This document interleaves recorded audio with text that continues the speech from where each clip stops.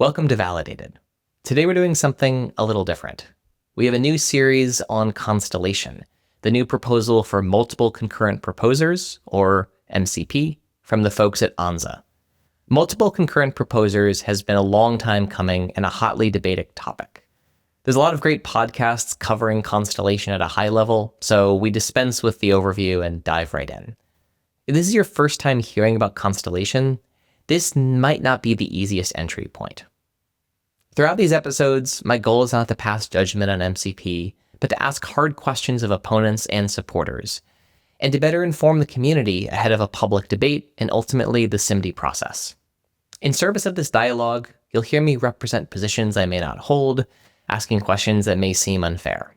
This is an interviewer's job, not to make themselves look good, but to tease out the best arguments from our guests.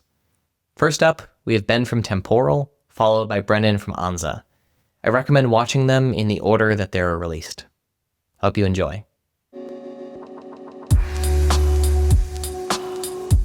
Brennan, welcome back to Validated. Thanks, Austin. Good to be back. Yeah, I'm excited to have you back. It's always a good conversation, but I think specifically now, we've got a tangible spec and a tangible proposal to talk about for the future of Solana as outlined by the Anza team. That's right. Yeah, it's a good time to come on. We just put out Constellation, some mixed feedback, and I'm happy to kind of get into the weeds and talk some technical details now that it's sort of out there and the community's had a chance to look at it. Great.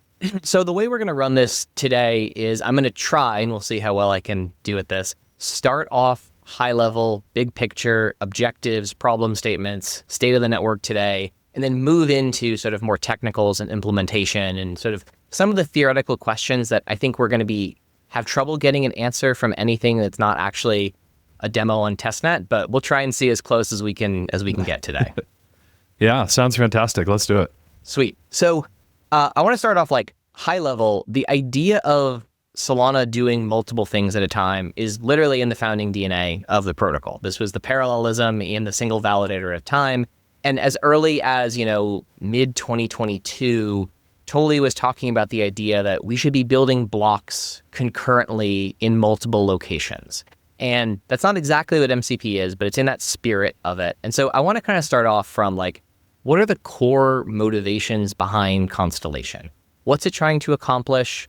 What's it trying to encourage? What's it trying to discourage? What is it trying to make impossible that currently is possible in Solana? Yeah, it's really hard to talk about Constellation without, setting the groundwork a little bit for Solana today. And so Solana today relies on a rotating but single leader at a time to make decisions about which transactions get into a block and in what order.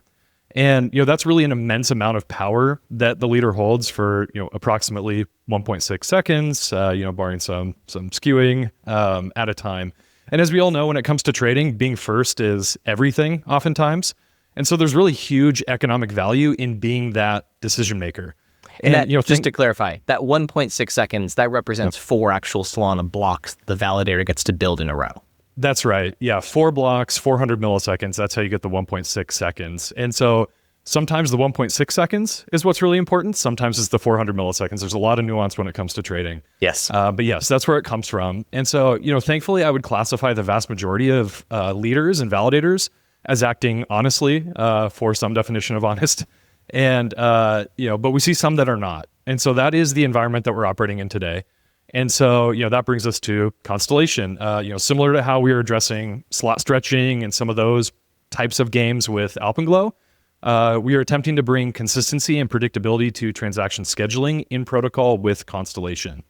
And so for your typical retail customer, the experience won't feel a lot different, but we expect them to just kind of silently benefit from tighter spreads and avoid some adverse selection, from liquidity drying up at the wrong time, things like that. But overall, we want it to feel like, hey, I just sent a transaction, it's finalized under half a second later, carry on. Yeah. But for the power users, like market makers, predictability in landing and ordering is everything. And so Constellation provides the framework to go achieve that. There's your very high level, what is Constellation setting out to do? It's really about that predictability when it comes to scheduling and ordering. We also like it as a building block for some of the things that you mentioned. How can I get horizontal scaling of a lot of these activities that happen when you're packing a block? And then also, how can I start building out some regional hubs so that certain latencies can be very short and hopefully give me strong enough guarantees to be valuable. But yeah, I don't want to get into Constellation V2. Let's talk about the paper. Yeah, totally. So there's a few things I want to get a little bit more detail on, because you mentioned a few components that I think are not particularly well understood right now. So, but before we get into those, like high level, like the promise of blockchain in the beginning was self-sovereign systems that the operator was in control of and the users had observability and checks into, and that these systems were sufficiently resilient to deal with defections and bad actors. The classic example of this is an invalid signature in a Bitcoin block. The block is just rejected.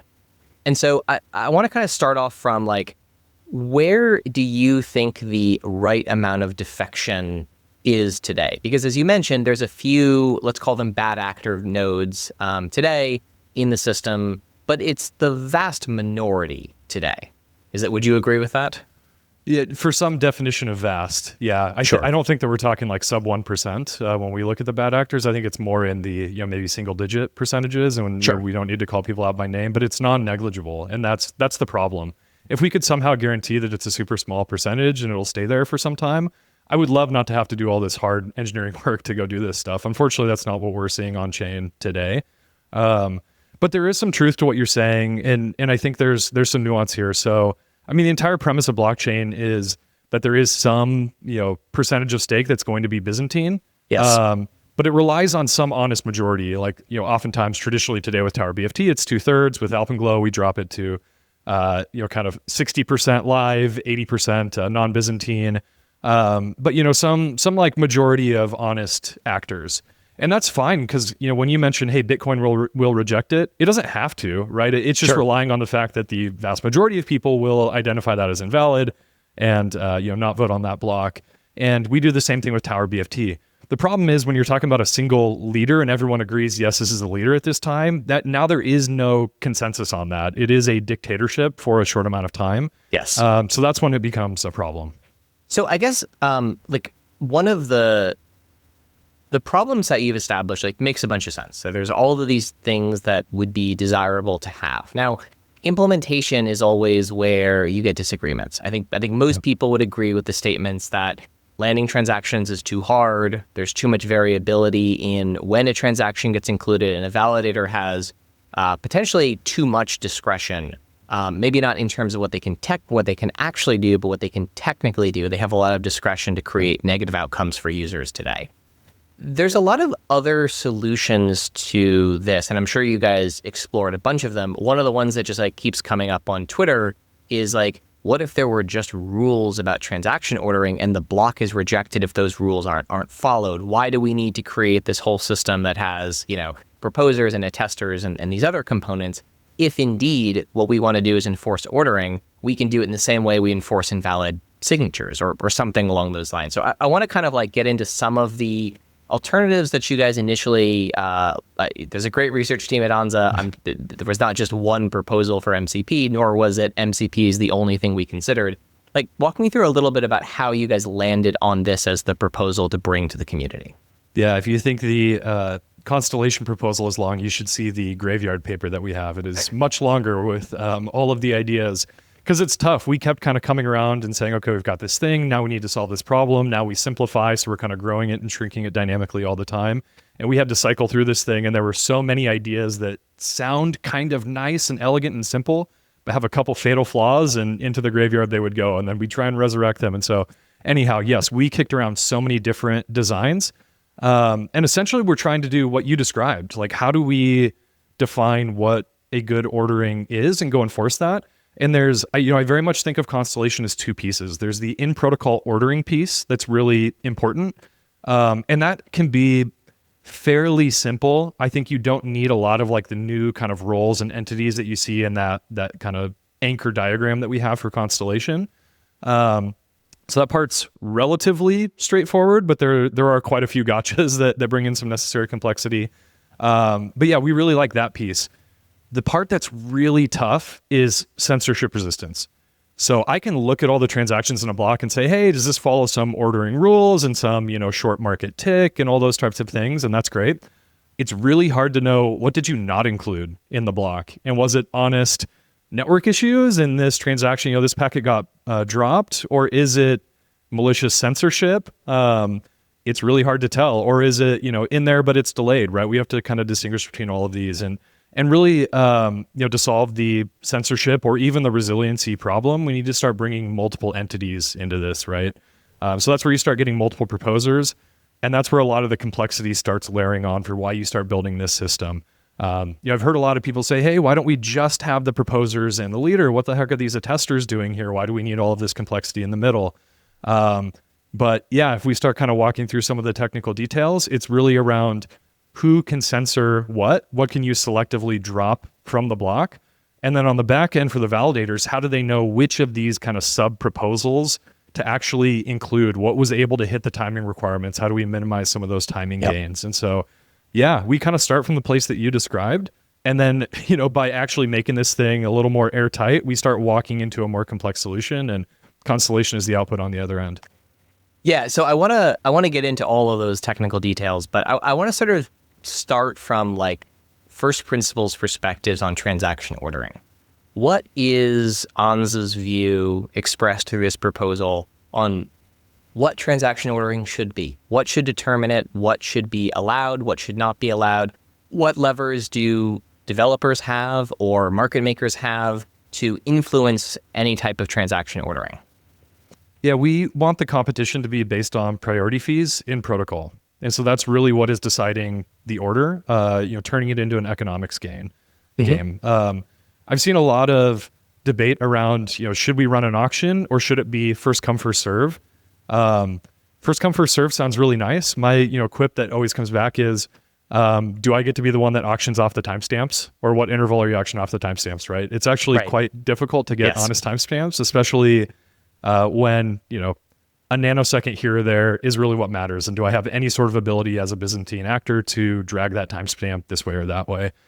So first come, first serve is a bit of a unicorn. But we also think there's something elegant to the priority fees in protocol deciding ordering. In fact, we're very familiar with this today. We've seen that the market wants something like this. We've seen a lot of external block builders that run auctions, external landing services that, promise you single slot latency and all these types of things. And, no shade to those people, right? They built a product that the market was willing to pay for. People really wanted this. And we view that as a big problem. If the way to actually get included in a block and get priority is I have to go pay a subscription or go, kind of tip this third party and embed some trust in them, the protocol has failed in some way. And so bringing all that stuff internal to the protocol, where the way you compete is a way that you are bidding for ordering, and that reward is getting spread out to Solana validators and stakers. That was kind of a core piece of this proposal. Yep. And so to get into a little bit more detail on how this would work in practice, let's say you and I are both trying to execute a swap on Jupiter at the same time. If I pay one Lamport more of a priority fee, and they arrive at a proposer at the same time, mine is guaranteed to go before you. Kind of. I mean, there is some proposer discretion. That is the intention. And we think that by having 16 proposers, you're essentially creating a marketplace, right? Where no one has a monopoly. There's 16 storefronts I can go shop at. And so there is some proposer discretion, but we think that reputations and, associations of trustworthy actors and things will be built over time. And there's a lot of pressure to maintain that reputation because I can take my business elsewhere. But yes, that is how we expect it to work out. We show up at the same time, or I might even be able to show up a couple milliseconds after you. But if I'm willing to bid higher, I get, preference above you in the block. Yeah. So this is an interesting component, I think, because Mev is very much like the famous line in Jurassic Park, life finds a way. Mev finds a way. And so one of the criticisms I have seen is that a lot of the work that's been done to give the leader less discretion actually just moves the discretion elsewhere in the system. And so for the proposers, like you mentioned, it is entirely possible that a proposer censors me selectively. And we also should clarify, when we're talking about censorship resistance, this actually doesn't do anything for absolute censorship resistance, right? It does it for selective. The leader could still opt to not build a block, and it's not like those transactions are all passed on to the next leader, correct? Kind of. Like we do have a forwarding mechanism, and so, unless we have like multiple leaders offline in a row, practically speaking, they will get included, but it's not a guarantee. So you're right. Like if we have a bunch of offline leaders or something like that, it is possible that those transactions just get dropped on the floor. But the key thing is how would that work on like let's just say, by no fault of a leader, it just happens to go offline, or a network cable gets cut or something like that happens when it's supposed to be building. Today, the sort of get dropped. That's right. If a leader fails to build a block under Constellation, are those sent on to the next leader for the next block available? And then how does that interact with, now you have basically two different sets of ordering that are now all coming into the first downstream leader? Yeah, that's right. And so, we leverage Alpenglow for the understanding of a down leader. So you get a single skip on your slot. So this can happen after, 400 milliseconds detection. Okay, we're on to the next guy. The attesters forward the same attestations and transaction batches to the next leader that goes to include them. There will be a little contention there over what gets into the block, right? We still have some limits and execution limits. We can have execution just falling behind. But yeah, so that next leader will absorb all those things, has deterministic rules on, still continuing to order things by priority fee. It's possible that you get to the leader and you're the lowest bidder and you're outside of the block limits and you don't get included in the block. So that can happen. But it's still economics driven. There's no discretion by the leader of what gets in and what doesn't. Right. So if in our swap example, I get booted out of the block because my fee is too low, it's not like if you paid a lower fee but you got in at a different time, you would be included. It all reverts to a fee-based system. That's right. Nice. Yeah, it's all or nothing for the leader, because that's the kind of key thing is when you look at that diagram and all the arrows, it's a little hard to know how these things are getting sliced and diced, but you can think about the proposer has this set of transactions and it's sort of parceling out 1/256th of the information to each attester. Yep. And so what are they attesting to? It's like a slice of a proposer's stuff or several proposers' things. And so if you want to censor an attester, you're sort of censoring like one skinny little slice of every proposer. And so that's kind of how we get this almost like, what's the right, I'm picturing like a fabric here. We're bringing sort of thing to Solana? Yeah. Oh God, no, that's a dirty word. I was thinking more like crocheting or something like that, right? So it's an all or nothing thing. Yeah, so you walked us through how ordering and a validator is supposed to make decisions on the leader side. What is the sort of thinking on how both a proposer and a tester is supposed to make decisions around what it chooses to propose? And for the attester, what does it mean to attest that something is valid? Or can an attester vote that something is... Can it opt to not attest to a certain bundle of data it receives?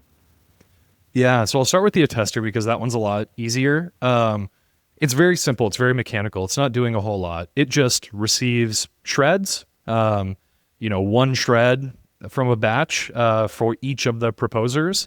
It kind of sees what did I actually observe in my 50 millisecond window.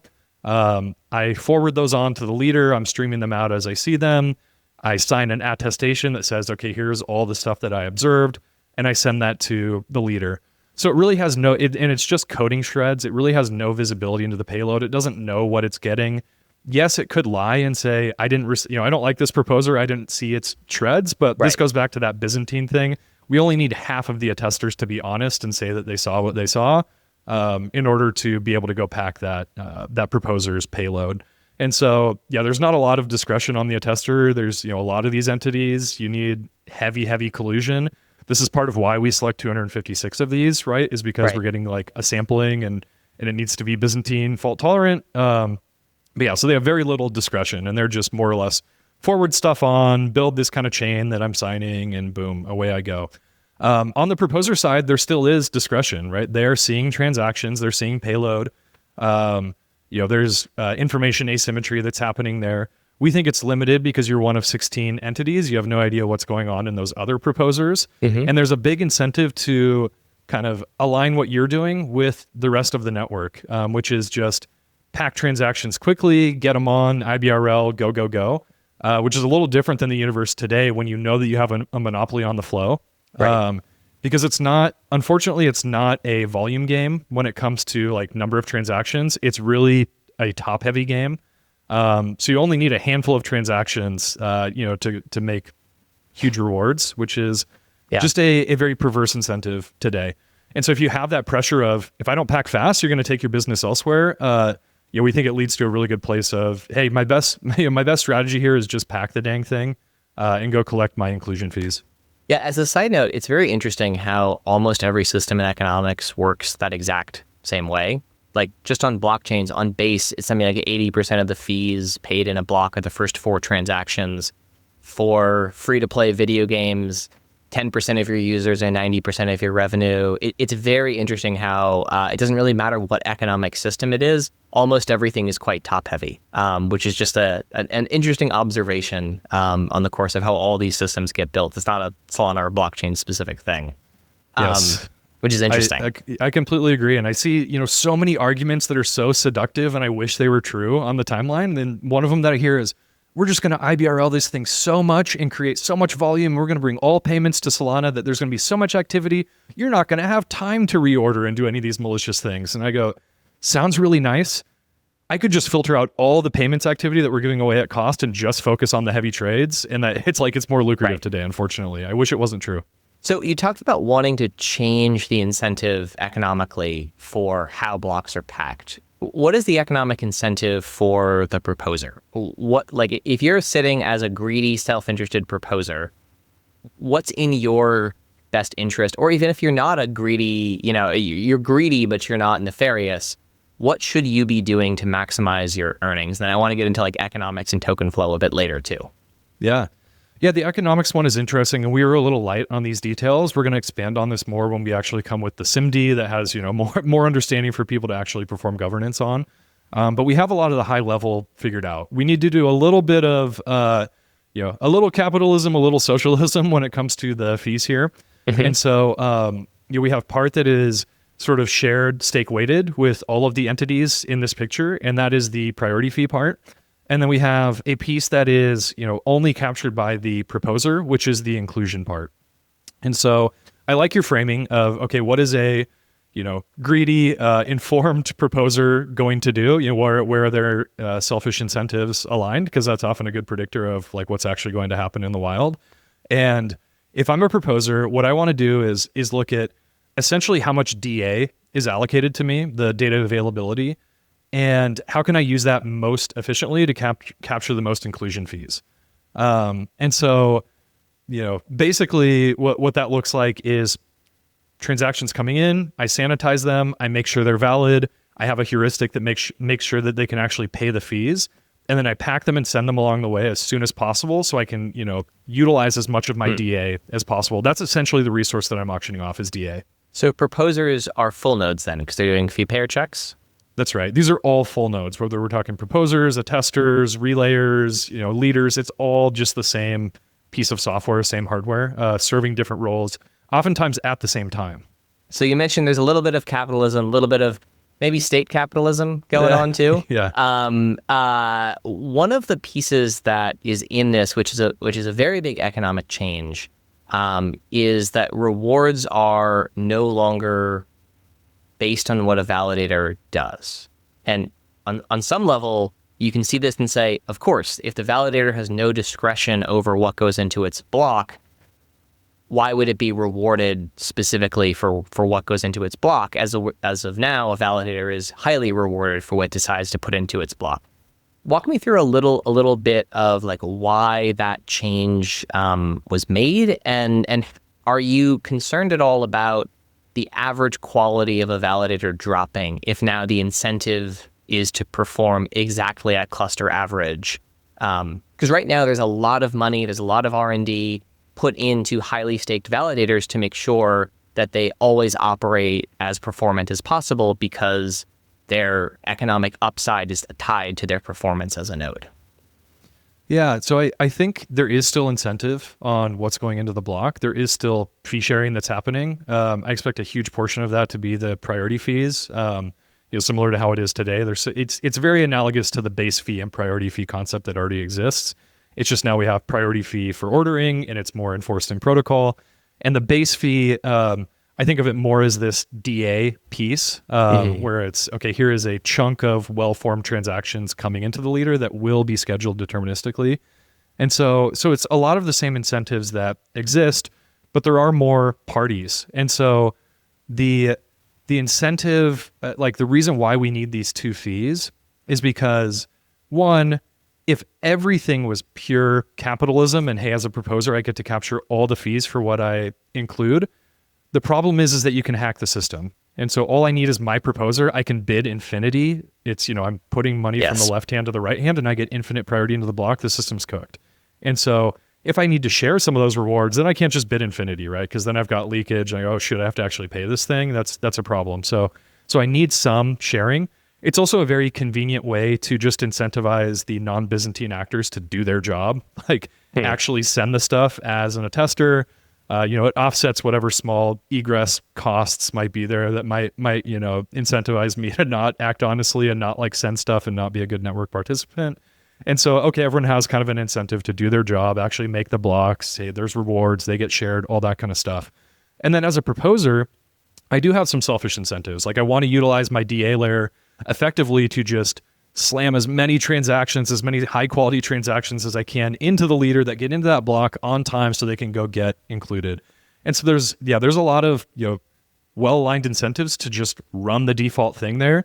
And then, there's a piece that we have some disagreement on, I would say, like internally in Anza and then across other parties, which is the role of the proposer. In a sense, like we like the idea of them being more homogeneous. Like, when we talk about consistency and predictability in scheduling, right, it is kind of stamping out some of that, artistic expression.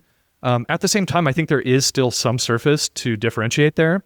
And, how performant are you? How operational are you? Like how good of a node do you run? When I send to you, are you getting it, forward to the attesters very quickly to make sure that I'm actually hitting cycle timing?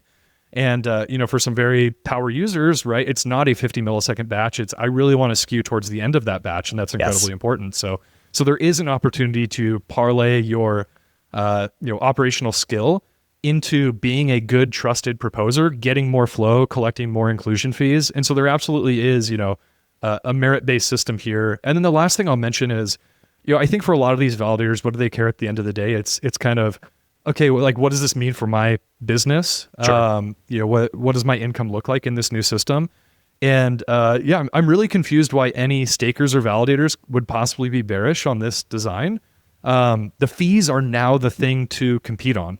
So any sort of economic leakage from paying landing services or out of protocol auctions or rogue leaders holding the chain hostage now, like all that stuff comes in protocol and gets distributed to stakers. So that seems incredibly good for Sol stakers. I think from a stake perspective, yes. The criticisms I've had, and just to reiterate, because this is obviously a highly political topic, these are not my personal criticisms, but I went out and tried to find criticisms of this because I've got you on here, and it's the right way to do it. So one of the criticisms that comes across is that we're still in this sort of stake-weighted QoS worldview in some extent. Because right now, if you have high stake, you have, someone described it to me as a non-linear relationship of profitability. So if I have 1% of stake versus 5% of stake, that 5% of stake is more than 5 times more valuable because of a whole bunch of things. Some includes the turbine tree, landing services, RPCs. There's all these other sort of synergistic things that can come out of it. But one of the problems with stake-weighted QoS is it creates these incentives for people to acquire more stake and make disproportionately more money in doing that. One of the criticisms that I've seen is that we basically are enshrining the proposer class to be the same people as the highest stake-weighted nodes. And so what does that look like in practice? You take the top, 16 nodes in Solana, and you can say, well, statistically, they're going to be proposing the vast majority of content that makes it of transactions that can make it to a leader for possible inclusion. And that on some level, that's actually like a much more consolidated power structure than just the ability to send to a TPU on a node. And this is sort of, this sounds very similar to Ethereum's criticisms of Solana. There's a reason, because it is sort of the same type of argument about, anyone being able to run a 32 ETH node in some abstract sense makes it more censorship resistant. I've never been particularly fond of those arguments, because the average ETH node who has 32 ETH builds a block, I believe, once every 2 weeks, which is not exactly a great censorship inclusion guarantee if you have to wait 14 days. But how do you sort of think about that relationship when the proposers and the attesters and the leaders are sort of all stake governed as opposed to some other type of system governed? Yeah, I mean, I think it's incentive alignment. Like, it is the right thing to compete on. Sol as your mechanism to play a more active role, whether it's being a proposer, a leader, and a tester. I don't really understand any difference between, proposer selection in this system versus like leader selection today. It seems like pure upside, right? It's n choose 1 or n choose 16. Like, there's a higher chance that I'm in the set of 16 than there is in being the set of 1. But it is still stake weighted. And, if we put some like decaying sort of thing on your stake, it's just going to incentivize people to break up their stake into more boxes. Certainly. And there's a piece of that that's good. And there's a piece of that that's not good, right? We are higher performant when we have fewer validators. Yep. There's probably some magic number that's the perfect balance between participation and decentralization and performance and everything. But yeah, and I think you just can't escape the fact that there's always going to be some kind of variable cost and some fixed cost when it comes to running a node. We ask more out of those highly staked nodes in some cases, right? We're asking you to send more shreds, being in the turbine tree. And then you also get selected more often to be higher up in the turbine tree. And so, I don't see a big difference, in terms of your selection there, a 5% versus a 1%, let's say. I suppose it's true. It's not an exact 5x because of that fixed cost, whether it's the voting or the actual hardware itself. But it is, roughly that translates to a 5% chance being selected as a leader versus a 1% chance. So a lot of these different participation areas, it really is just an exact 5x. And so if hardware costs go to 0, if voting, VAT costs go to 0, I think it is more or less just a linear relationship with stake. One other question that I've seen pop up a bunch is, do you expect validators to have to run additional infrastructure, or are these all sort of different processes happening on the same physical machine? Yeah, different processes happening on the same physical machine. So no, up in infrastructure as part of this design. That said, I love the idea of always, upping the hardware, right? I'm as the guy who writes the software, hey, just let's go buy bigger, powerful boxes. Sure. And I think most people like that, as long as it's not just solving for crappy software coming out of Anza. Like, if we're IBRLing the software and making it better all the time, and we're saying, hey, we can up the limits and pack more transactions and deliver lower latency if you, go upgrade to a 50 gig NIC or 100 gig NIC or something. I think most people are going to love that. They go, hey, this is more economic value, and I upgrade my hardware. Like, that's cool. Yeah, I did want to talk about the bandwidth components too, because the majority of validators today seem to be on a 10 gig NIC. That's sort of what our surveys show. What it looks like in this is there's about a 4x increase in traffic floating around between validators, attesters, proposers. At sort of at the minimal number, you're looking at about a 4x. This is in part due to the erasure coding as well. You may have a better estimate than me on how much bandwidth will increase. What do you think about the bandwidth requirement change here? Obviously, bandwidth is quite abundant when you're talking about data centers and those sorts of things, but it's a very different, story. Getting 100 gig NIC in Frankfurt is a very different experience than getting 100 gig NIC in Hong Kong. Yeah, this is where it's hard to represent everything in sufficient detail on a small little diagram. Of course. The short answer is bandwidth goes up by a very, very small amount. It's in the noise. And I know that's confusing because you go, wait a second, 4x coding rate and like all these arrows that I see from proposers to attesters and things. But the key thing to remember is that each one of those attesters is only seeing 1/256th of the block. So this is not a full block that's getting 4x erasure coded and sent around to every single attester. It's 1/256th. And so it's like the equivalent of adding like, I don't know, like 4 nodes to the turbine tree. Like, it's in the noise compared to everything else going out. So if you actually look at total ingress, total egress coming through the system, it's more, but it's, a percent. I mean, it's very small. Latency is the better criticism.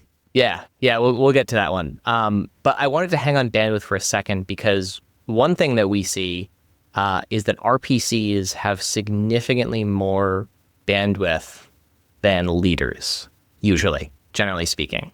And so if a proposer, like talk about the relationship between a proposer and an RPC versus like an RPC and a TPU port today on Solana, because one of the things I've seen some people worrying about is, if the proposer is the same software package as the validator and it's running on the same x86 machine, aren't we just going to like blast a bunch more garbage traffic at a validator, which also has this job that's building blocks? Yeah. So I don't see that relationship needing to change a whole lot today, right? The equivalent of sending direct to the TPU is sending directly to a proposer TPU in this system. Or, if you want to build some infrastructure around your proposer to, try and offer some probabilistic like revert protection type thing, or horizontally scaled simulations and dedupe protection, or you want to go run your proposer in a T so that people can trust you more, or whatever the heck you want to do at that layer, go do it. Like if you think it's going to win you more flow and more people will say, hey, this is the best proposer in the game and I want to send it to them when they're selected, they have that freedom. So there's no requirement, for example, that the proposer runs on the same physical box as the validator does. Well, I think it's going to be really hard to make it work without it. Technically anything is possible. You could partition these. That's not how we're going to write the software to start. And one of the most difficult things is when you talk about stateful versus stateless. And so we expect these proposers to be stateful. And one of the big reasons is so that they can actually verify, funding for transactions coming in, verify funding for fee payers.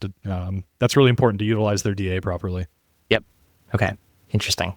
What about the attesters? What requires them to be full node? One of the big things is that they need stake to be selected because, if not, then you could just Sybil this thing and you could censor blocks and bring it down. So it needs to be in consensus essentially, and there needs to be a selection process. Once you're allocating stake, if you're not running a full node, you could probably get clever again and redirect this stuff to different hardware somehow. You've got to collect the economic incentive on the other side if you're staking this thing. Yep. Interesting. One thing that I have been confused by is there are some folks who are insisting that this does not add additional hops or add additional latency. And I don't understand this because you just look at the diagram and there's more arrows than there were previously. So I want to talk a little bit about is there additional latency introduced in inclusion versus finality versus getting confirmation back of where in the block your transaction is. And then if there is in these cases, let's just walk through the trade-offs of why, while something may reduce something in this situation, that the proposal says, hey, these trade-offs are worth it for these reasons. Yeah, Austin, you can just @Tully, we can just, name him. He didn't respond to my podcast request. No, I'm kidding. No, but it's more than just Tully, right? This has been something that we've heard from a few folks as well, is that, hey, this is actually going to make less latency for getting transactions in. There's no doubt Alpenglow is obviously a huge improvement in now having potentially extremely short block times. Like the Alpenglow component of it makes a ton of sense for why that gives confirmation more quickly to traders and market makers and also reduces the amount of variance it could take to get included. That piece makes tons of sense. Walk me through a little bit on how these different components in MCP, let me phrase this neutrally, are related to the current architecture. Yeah, no, I think it's a great question. I think it's the right thing to be critical of when it comes to Constellation, right? Because we had to make some trade-offs on how do we achieve this market structure in a way that's not going to get too far away from our IBRL roots. Sure. And so, and one of the key things, when I look at these arguments, it makes my head explode because latency, there isn't one definition of okay, where do I start? Where do I end? There are different ones. And a lot of them matter, but to varying degrees. And so one of them is the, user to the proposer, like the so-called inclusion latency, or I could get an inclusion ACK there. So okay, that can matter. And I do think that the stronger that ACK is, like the more that matters. And is that ACK part of the spec right now? Like if I submit a transaction to a proposer, do I get a receipt back? There is no like explicit ACK today, but you can poll. So you can poll for signatures, kind of the same way that it works today with inclusion, where you can say, oh, it's now in the processed confirmation level or commitment level. So a similar concept can exist. You can poll for that ACK if you care. Or you can go watch it on the back end if it gets into a block. Sorry, where do I pull that for? The only reason, like, I want to get like specific on these, because a lot of the times, like, I'm sure there's great answers here, but like, if the data coming out of the proposer is all erasure coded, and the entire point of the system is I don't have observability of what's coming out of a proposer before it gets to the leader, like, where in that system, if I'm a market maker and I'm like, did my cancel get in? Am I going to get a yes, your cancel either has been included and executed, or will be included unless the leader drops the entire block? Yes. Yeah, exactly. That's what's important. And like this proposer ACK is probabilistic, but it is not a guarantee that you're in. And so like, your data if it's a high could enough just be probability, dropped by no fault of the proposer, just a public internet blip, and suddenly it doesn't get there. Exactly. And so, okay, how valuable is that ACK? Well, probably only, as it correlates to the probability that it's in, and probably only as it correlates to the probability that it's in during super high volatility periods, which is when it can degrade, right? So it's not necessarily just a number of nines, but like number of nines when I really need that ACK. But that's kind of like the first and shortest one. So that one, comes down in this system. And then there's the second sort of level of this, which is shred observation. When do I actually observe my transaction in shreds, which again is not a guarantee that you're in, but it's a much stronger guarantee that, hey, I didn't get lost along the shuffle from from me to the proposer to the attester to the leader, et cetera. I've sort of completed that entire thing. And where do I see that? Like, again, if I'm kind of like if I'm an actor in the system, but I'm either unstaked or no staked, or I'm not running a proposer, I'm not running an attester. Like, at what point in that signal flow do I suddenly get like, the curtains pulled up and I see, there I am? Yeah. So this is a little complicated one. Like if you're a sophisticated actor, I would expect you to be like ripping shreds off of some service or running a node to be able to observe this. And you're just observing shreds on the network. It's going to be after the leader. And so when it's, presumably you're running some other roles, and so you might get some early look. But if we talk about the more deterministic, like several nines of probability that I can observe all the things, it's going to be after the leader. So after things have gone through turbine or rotor, you're observing enough shreds, you see yourself in there.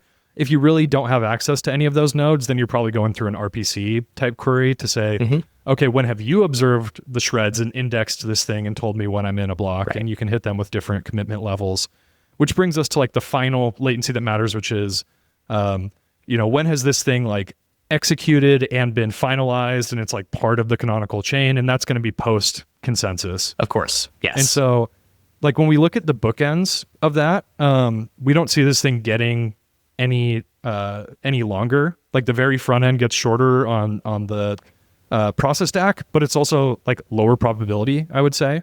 Yeah. So it's a weaker ACK. So this is the thing that like I hear a bunch, and I'm not sure it reflects how traders actually think of these systems. Without a doubt, Alpenglow decreases finality time, which is awesome, right? But if you're trading on NYSE or NASDAQ, you don't have finality for 24 hours anyway. You have confirmation, but settlement doesn't actually occur later. And so all that traders actually care about is how quickly they know that they were included. And it seems like it seems like from what you've described, the inclusion, not even guarantee, but acknowledgement in some way that they can observe, actually moves later potentially into the system. Yeah, there's like two inclusion acts. There's the I hit the proposer with, hey, am I in according to you? Yes. And that's going to be a weaker ACK, but very quick. And then there's a much stronger but longer latency ACK on, I'm actually observing myself in the shred. I got through all these other stages and I'm still in, and I can see all the bids and all this stuff from the other proposers. And that is the latency to pick on, right? That if you want to be critical of the proposal, like bandwidth is the same. We're going to actually pack more into this system overall, but that latency does get longer. So we call that the shred observation latency. In our simulations and things, we see that getting like, it depends on the exact selection of proposers and attesters and where they're sitting in the world and everything. But we see that one getting, 75 milliseconds longer. And so that is a conscious trade-off. Yeah. There's been enough discussion around this, and we've spent a lot of time debating this internally, that there are actually knobs that we can twist here. So we've talked about quick release, which would be, do we release shreds directly from the attesters out to the cluster? Like, is the attester the relay? That is exactly where I was going to go, which I can't think of a reason why you wouldn't do that. Now, you guys probably have, but like, that seems to be like, the only point of censorship at that point is the validator, just the current leader deciding to go offline. But it seems like at that point, once you've got the attester data broadcasted out, like, if visibility can be granted into that data, that seems to be the point where you could actually get faster confirmations back. Yeah, you could. So you could solve this latency problem. It'll be, faster than today's system. The biggest downside is that it's 2x bandwidth, because like we're still dealing with a 4x coding rate there. Maybe. Depends if it's all on multicast or not. Hey, there you go. All right. We got it in. Multicast mentioned. But yeah, so that's the big downside, is we need a higher coding rate at that point in the system. So the nice thing about funneling it through the leader is that it gets decoded. I thought you just told me bandwidth wasn't a problem. Yeah, it's not today. And so this would be trading that off as, we solved the latency problem. Now we've introduced we need more bandwidth for the same amount of user content transactions here. So it's a trade-off. We chose to trade off a little bit of latency on this shred observation thing today. If the community says we hate this, we would rather trade off bandwidth. That's what we'll go do, right? And the nice thing is, we are actually interested in hearing the feedback and delivering something the community is interested in, right? And so we can go change this stuff. But I think there is one really important thing to mention here, Austin, which is, when I'm talking about these relative latencies, what are we comparing to? We're comparing to a baseline today of the validators that are running the default. And default here could mean like, default agave or default frankendancer, but like kind of that client that we go look in GitHub and how it's behaving. We are not talking about these Byzantine actors that are delaying transactions and shreds. And so we are getting about 100 milliseconds faster compared to what we see approximately a quarter of the stake running today. I think that's really important to mention, right? Yeah. So we are comparing against a, nice, well-behaving, non-Byzantine set versus Constellation. We get about 75 milliseconds slower on this latency. When we start comparing against the what's actually happening Byzantine in prod set, we get faster. And I think that's pretty important. Like, what can you actually guarantee 100%. and enforce in protocol? Yep.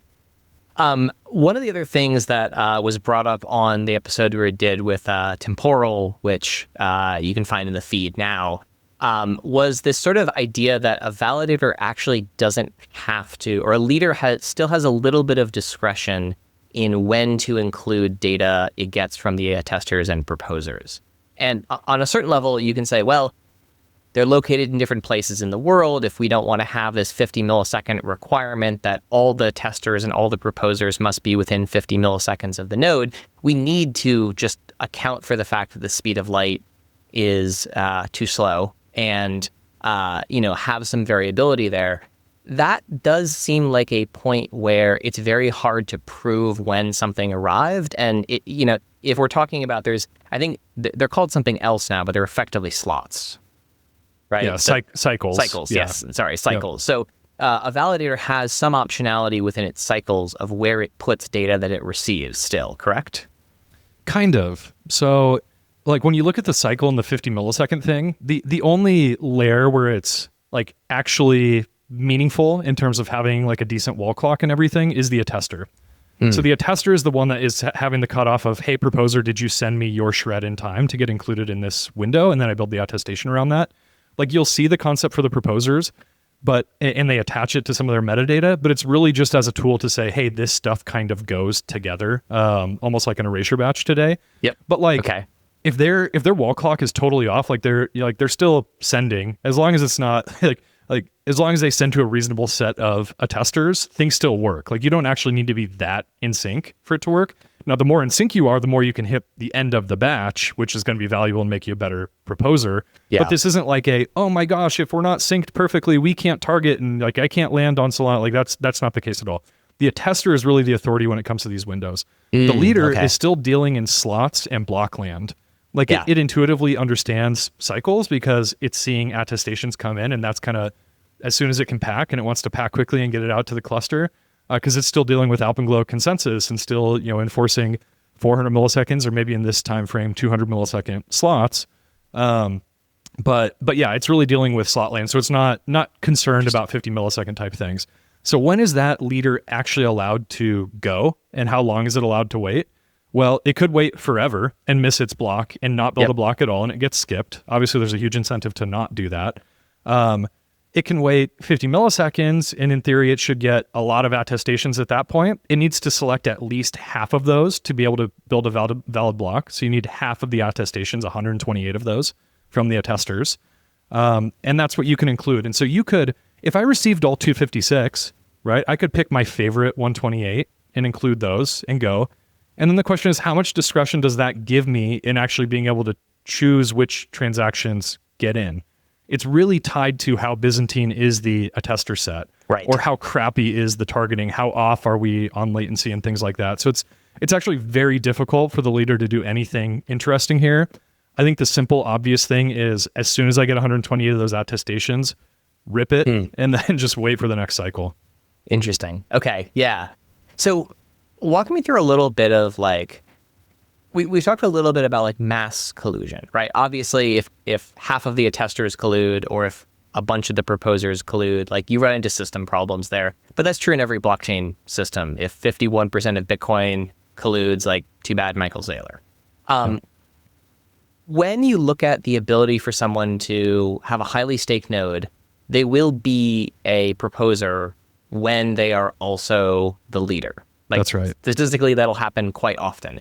Are there any concerns or vulnerabilities there, or anything that Constellation has specifically designed to prevent that type of collusion? Yeah, it is a bit of a concern. It's more of a concern the looser your timings are.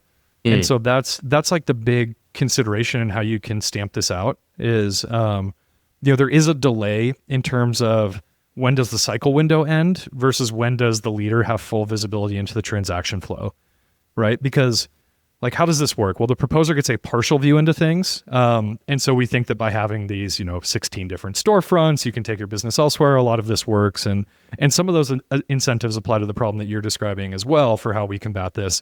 But the key difference here is a leader does end up with full visibility of everything, right? We're not doing some fancy, slow threshold encryption here thing yet. We'll wait for the encryption to get really competitive and then we'd be interested in it.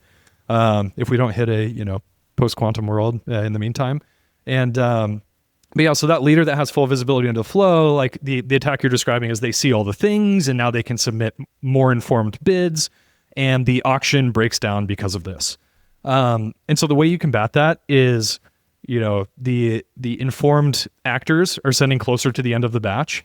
And then the time that it takes to propagate to the leader and then the leader to make a decision, hey, I actually want to go compete against you, submit it through its own proposer. Yep. So, flash it out to the attesters, get back the attestations that say you can include this. It's going to be tough, right? You need to get at least half of those attesters to say they saw it. Unless you're all sitting on the same rack or something like that, it's going to be really, really tough to actually get it into the right cycle that you can go compete with the transaction flow that you've seen. So, that's the big mitigation here. But in the interest of being fully transparent, right, it is a concern. Like there is an actor here that's getting full visibility. We need to go make those latencies tight enough that it's really, really hard to pull this kind of stuff off.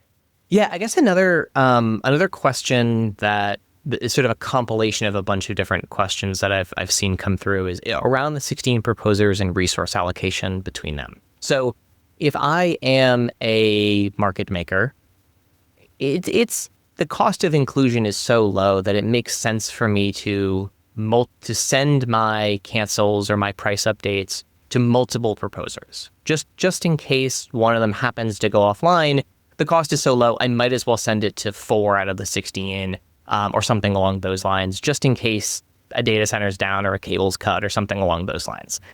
those proposers now are there will be a certain amount of redundancy of transaction that a proposer sends through that eventually gets to an attester. So like if in sort of the most basic example, I'm sending to 4 proposers, set the bandwidth concerns aside. When it gets to the leader, at some point somewhere, someone's going to say, okay, 3 of these transactions get thrown out because they're duplicate transactions. That occurs at the leader, correct? Under the Constellation? Yes, it also occurs at the validators. And so like this example that you're giving, the person, like you have to key your transaction to say which proposer IDs can accept it so that you don't have some weird attack of, ooh, I middleman your thing and I send it to all the proposers and I either like DOS the chain or I, wallet drain you because I'm 16x amplifying all your transactions. So you're kind of specifying how many proposers can go include this thing. Yep. And you're paying DA for all of those. So Sure. you're paying for the luxury of like that 4x replication. So this is a Right, feature that is not possible today. And then, but execution, you're only executing once. Yes. And so we are actually DAing that to the entire cluster. They're all seeing that it got included that many times. They're paying for that, 4x inclusion. And then every validator is essentially doing the deduping of saying, oh, I only execute this thing once. Right. I guess the place that I can see this becoming potentially a problem is in the moments where it matters most. When blocks are full because Trump just dropped a meme coin or someone just crashed the market or FTX 4.0 explodes. Like in those moments where, if you're a market maker or you're about to get liquidated, you just say, screw it, I'll pay $100 to send this transaction. I don't care. I really need to make sure that my position doesn't get liquidated, or I'm trying to sell $1 million of an asset. Like, what's $100 for a bunch of transaction fees? Exactly. Right. And so in those moments, though, proposers then are like, let's just say I send it to 5 or 16 or something like that. If everyone is building blocks based on their slice of effectively compute units available, we're gonna now have some empty blocks once everything goes through dedupe at the actual leader level, right? Not exactly. So like one key part of this proposal was we were really worried about stranded capacity. Yes. Because the easy thing would have been, oh, we've got a cost tracker today in CUs and they're not perfect, but we fix that up and then we go every value divided by 16. We, deal those out to the proposers. That would be so easy. But yeah, we're really concerned because we just don't think that the traffic is going to be naturally balanced, right? There's going to be a little distribution around the world and different markets active at different times. And so essentially we do the cost tracking on the back end, and the proposers, like the only resource that they're metering out is DA. And we just want to go make network bandwidth abundant, right? Go run on good connections, go run on 00. And essentially that's the resource that they're selling is DA. And it's going to be incredibly over provisioned compared to the other resources in the block, execution, disk loads, things like that, where we kind of heavily meter on, to prevent downside DOS attacks and things like that. And so when I look at this and I go, oh no, our DA is going to be eaten up by people that are willing to pay insane amounts to land this thing, I go, there's a reason they're willing to pay that much. Thank God we have 16 proposers and 16 lanes. Exactly. Like this is a feature. Oh, I'm getting outbid by this guy. Like that's like it must be that important. Otherwise, other people would be bidding higher for their own transaction. And so thank God we have a redundant way for them to actually get into the block. Is that, you've used the term DA a lot. Usually DA is used in the context of an L2 or Ethereum, and it's meant to persist for a certain amount of time. Is there any need for this to exist, or is it truly ephemeral DA? I mean, it is part of the canonical chain because we are sending this out to everyone. Now, I think if I'm running like an indexer and things, like I can do a lot of tricks. I can go compress this. Sure. There probably are, a handful of nodes that want to keep everything and, rerun the exact ordering rules to say, okay, like did this stuff get deduped properly, everything else? And so, somewhere, we're going to go feed the memory industry and buy a bunch of HDDs and things. But, I mean, most nodes, okay, you filter this, it's more ephemeral from the like practical runtime experience, but it is technically part of the chain, which is why we want to charge for it. Nice. Yeah. So how does, how does the equivalent of fraud detection work in a Constellation world? So I'm a leader, I've received all this data, and I've got some mods installed that say, look, I know what the rules are supposed to be. I know what the stuff is. You know what? I've found a way to exclude some of this from it. If I'm someone who says, hey, like, I know my transaction got here, and maybe I'm even a proposer, and I know I proposed it, but I don't see it in the block, and it should have been in the block. What's the resolution method there for someone to say, hey, like, I was selectively censored, even though the design is supposed to make that something that's very difficult to do? Yeah. So by design, that's not supposed to happen. If there's some way to do that and build a valid block, right, that's an implementation bug on our side. So we'll make sure that doesn't happen. But the types of things that a leader could do to try and do this are, selectively excluding shreds from certain proposers, for example, or not including certain attestations. But this is all verifiable by the validators. And so they will look at the shreds, they'll look at the attestation, say, do these match up, right? Do I have, you provided this attestation, where are the shreds that corroborate with this? It's all signed by the attesters and the proposers. And so we can say, yep, this definitely came from you. It all lines up. And that's how we verify that everything got in here. And it really relies on that whole cross-section at the attester layer, where you're not attesting to a single proposer, you're attesting across all of the proposers that each sent a small amount to you. And so in that model, the block would just fail consensus. Yes. And correct. not be built. Yep.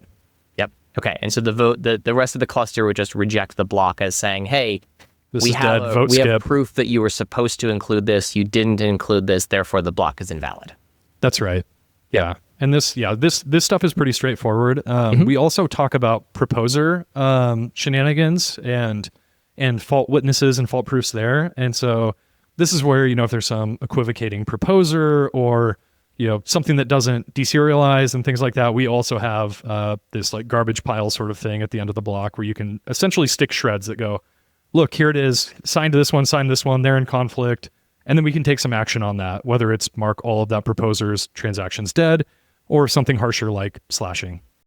In looking at all these different components now, what type of observability tooling is needed to ensure network integrity that doesn't exist today? Like a lot of the things we're talking about get exponentially more difficult on a network moving as fast as Solana does today, let alone a network moving as fast as Solana hopefully will in a year or two with Constellation or any other type of proposals that come out.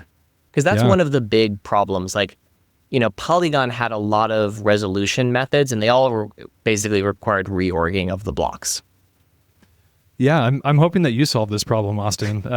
We could definitely get a lot better here when it comes to observability. I mean, observing distributed systems is always hard because it's either like insufficient or it's overwhelming amounts of data that you don't really know how to deal with. And so, a lot of what we have today is definitely a validator-centric view. They're collecting their local metrics, they're submitting them, a lot of, awesome validators that opt into submitting good metrics to a central database so we can sort of look collectively at each of those individual validator views and try and piece things together. But it is difficult. Like when you're trying to trace an individual packet across the network, it can be tough. Yes. And so, we do have some good examples of doing that. And the nice thing is that, basically anything of interest, if we're talking about a shred or a transaction or something, has some signature attached to it. And, we can use some, masking of that signature to kind of get, enough differentiation in there and build these like tracer packets where we're submitting timestamps of how quickly is it moving through these systems. So there are mechanisms to go solve this, but we absolutely need to level up here, right? Because it's enough of a problem when you're dealing with a leader and going through Turbine and all those relays and then down to some stake or not unstaked node at the bottom. It's even tougher when we talk about going from a proposer through this whole system. So we need to get better. Nice.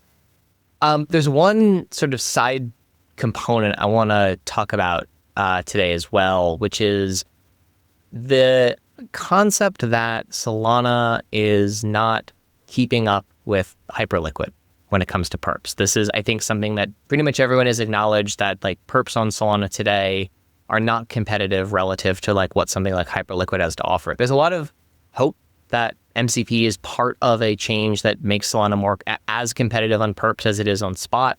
And as we get more and more exotic financial instruments on Solana, Some of the common criticisms are that there's not enough compute available within transactions. There's not enough storage available within transactions. And then also just like the systems today are a little slow compared to what some folks might need. I have heard very different things from very different people around if Constellation has anything at all to do with making Solana more competitive with Perps. You talk to some of the folks building Phoenix and they say, not really. We kind of have all the tooling today. You talk to some other folks and that are also engineers and they say, no. Like there are massive like structural problems today with making these types of products on chain. Does Anza have an opinion on this? Do you have an opinion on this? I do. I mean, I have my like lane that I try and stay in, which is on the engineering side and the core protocol. I mean, I think it's just one piece of the puzzle. Obviously, Sure. There's a user experience component and a lot of other things that go in. But if I just look at my lane, I think Constellation is one piece of that puzzle. It's not the silver bullet that solves everything and then we can all just win forever. But it is one important piece when it comes to building competitive markets. And, it's not just perps, right? It's a lot of these like first class assets where there's a lot of venues you can trade on, and actually being, having very tight spreads becomes increasingly important for those first class assets. There's a whole regulatory angle that we don't need to get into, but of course there's that as well. Sure. But yeah, I mean, Constellation is obviously the hot thing. We think it's important. We like it, but it's not the only thing. The market structure improvements that you'll see hit mainnet before Constellation are things like Alpenglow. So we can actually enforce these dang timings. And then let's go crank on the timings. Let's go get 200 millisecond slots. Let's go get 2 slot leader spans. Like IBRL is still our identity, but we need to be able to do more than one thing at a time. So like we need to reduce the rent, increase the transaction sizes, make the scheduling predictable. Let's do all these things and make the chain rip. And, there's some important stuff. Like if you get into the weeds on what's important for perps, transaction limits when it comes to like the size of accounts, how much can I stuff in there? How many accounts can I reference in a transaction? A lot of these limits, which starts getting into the weeds of the runtime and how good are we doing at IBRLing that piece and not copying memory around like crazy? Like there are a lot of things that are happening right now to go improve this. But all of this matters a lot. And so, I think like one thing that's super important is a fast market tick, right? And we try and really focus on those things that cut across a lot of different verticals on the product side and provide a lot of goodness. And so it certainly helps perps, but I feel like it's going to help everything. It's pretty unobjectionable. A faster market tick, a faster consensus tick, as long as we're not giving up a bunch on the other end, like people love that stuff. And that's going to hit before Constellation does. So we're all in on IBRL. Nice. Love to hear that.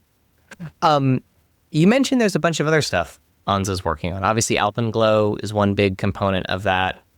There's components in the system about letting applications have more control over ordering, in addition to making fees have more control over ordering on the validator level.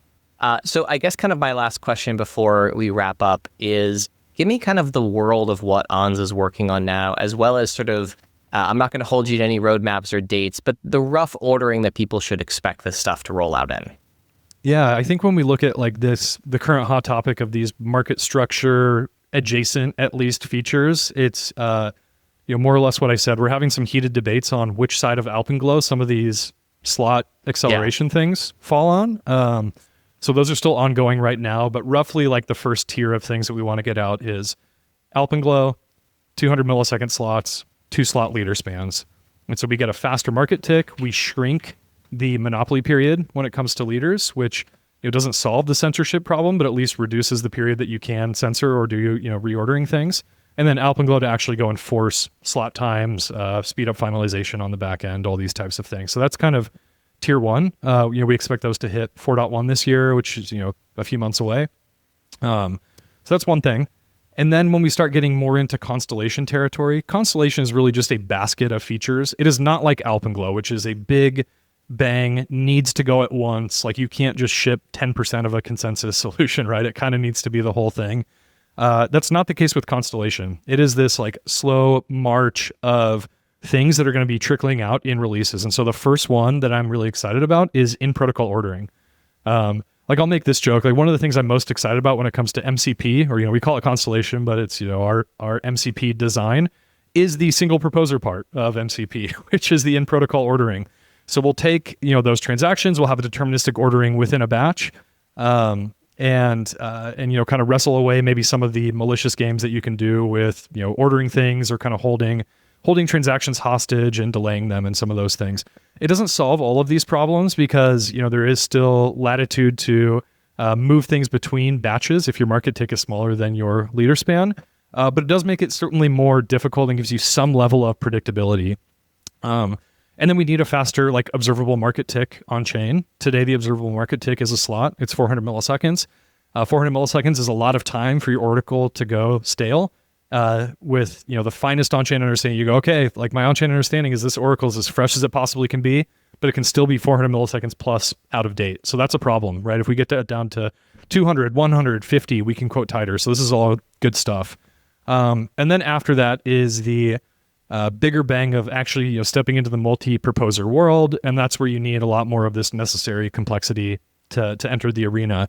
For something like that, we're talking more on the 1 year time frame. There's a lot to go develop and test and go prove out and measure and everything else.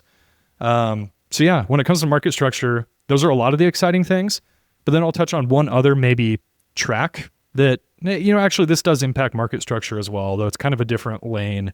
Is the 4K transactions, direct mapping, CPI account limits, account sizes, that entire lane. And so, again, we expect direct mapping, 4K transactions, rent reduction, a lot of these things to go hit the chain in 4.1.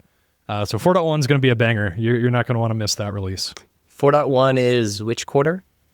That should be July. So nice. Yeah, beginning of That's Q3. even better than a quarter. Yeah. Look at that. Hey. Excellent. Brennan, thank you so much for joining us today on Validated, walking us through Constellation. What's next for the proposal? What's the process for this? That if someone is an interested actor in the Solana ecosystem, how do they voice support? How do they voice opinions, concerns, feedback? What's the right avenue? Yeah, so we're working to get a 1.0 version of the spec out there and, touch up some things, add some clarity where necessary, and then get this out to a SIMD where you're going to be, have a much finer level of detail, make sure that people grok the spec, understand, what they're sort of voting on or, in the affirmative on. And, that's going to be the arena to really debate this thing and really show our cards. Hey, are we supportive of this? Do we think that, Anza and other groups that have contributed to the spec have made the right set of trade-offs or not? Or where do we need to go tweak things or reevaluate? So, really looking forward to the community response on that. Look out for the SIMD. That should be coming kind of on the order of, 2 or 3 weeks here. Awesome. Well, if we're doing one big, beautiful bill, I might advocate for inflation reduction as part of that SIMD. Hey, there you go. Omnibus. There we go. Awesome. Thanks again. All right. Thanks, Austin. Appreciate it.